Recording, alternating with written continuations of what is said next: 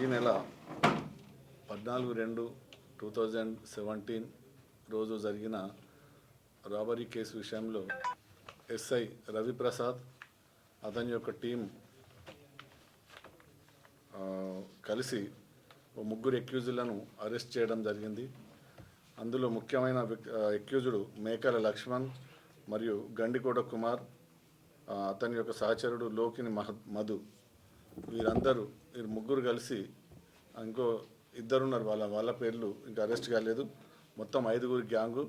ఈ 5గురు గ్యాంగు మా శ్రీరాంపూర్ శివార్లో 14వ తారీఖు రాత్రి అక్కడ అవుట్స్కర్ట్స్లో అక్కడ టాటా సుమో వెహికల్ని ఆపి నిద్రపోతున్న నరసింహ అనే వ్యక్తి దగ్గర నుంచి 20,000 రూపాయలు దోసుకొని ఆ యొక్క టాటా సుమో వెహికల్ను ఎత్తుకొని పోవడం జరిగింది.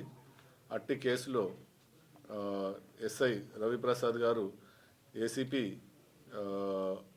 జైపూర్ శ్రీమతి కవిత యొక్క ఆదేశాల మేరకు చాలా సిన్సియర్ ఎఫర్ట్స్ చేసి ఈ యొక్క నేరస్తులను పట్టుకోవడం జరిగింది.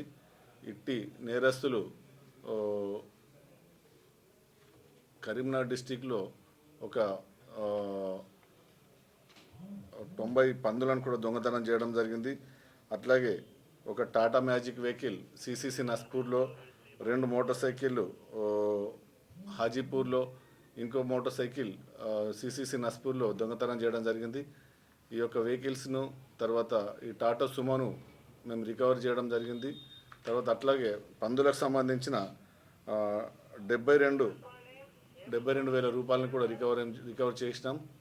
ఈ యొక్క నేరస్తులను మా ఎస్ఐ గారు అతని యొక్క టీము చాకచక్యంగా పట్టుకొని ఈ యొక్క ప్రాపర్టీని రికవరీ చేయడం జరిగింది.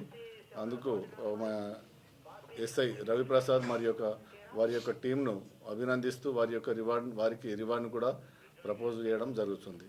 తర్వాత ఈ నేరస్తులను కోర్టుకు పంపించేసి వీరిపైన నిఘా ఉంచామని చెప్పేసి తెలుపుతున్నాం.